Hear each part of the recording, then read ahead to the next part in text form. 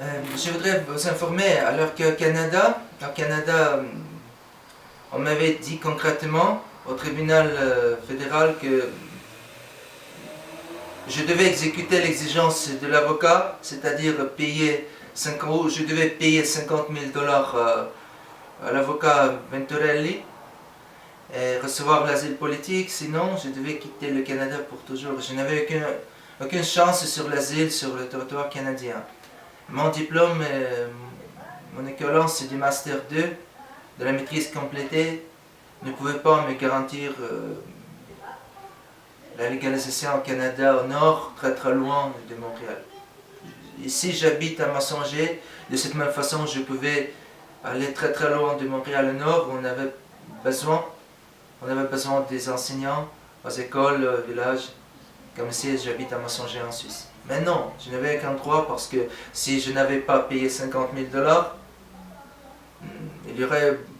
on aurait trouvé plusieurs autres requérants d'asile qui n'auront pas voulu payer 50 000 dollars, comme la conclusion pour l'asile sur le territoire du pays misère sous le titre Canada.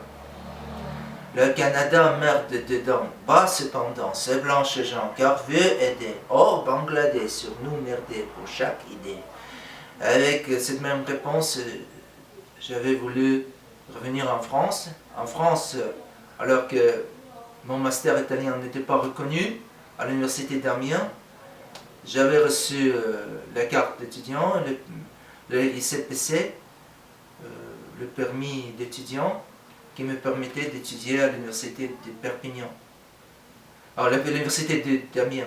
À l'université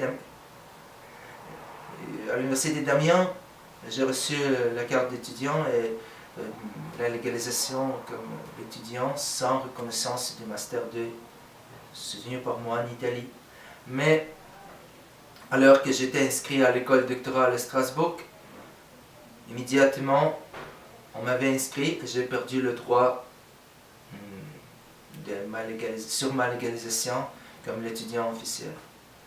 C'était pourquoi je devais habiter dans la rue. Je n'avais que 3 € par mois, pendant un mois. Et M. Altekov, il y avait un homme russe qui avait reçu l'asile. C'était le miracle, car M. Altekov ne pouvait pas obtenir l'asile, mais on a conseillé ce M. Altekov que s'il avait commencé à travailler dans le garage de la mafia arménienne, qui distribuait les drogues et vole dans les magasins, il aurait eu la chance pour l'asile politique. Il a fait de cette même façon, c'était pourquoi il a reçu l'asile à Strasbourg.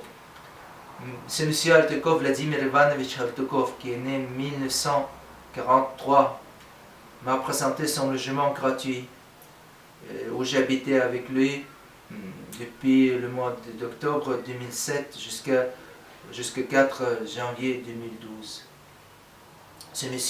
Pour ce monsieur, j'étais comme son fils. Les services secrets de France ont volé toutes les photos de mon grand-père, de mon enfance, de ma mère, mes photos qui étaient produites en Italie, au Canada. Mais les voleurs ont laissé l'or, le collier de l'or et le diamant de ma mère. Si c'était les voleurs, ceux-ci auraient volé l'or et le diamant. Et on laissait les photos. On a volé les photos.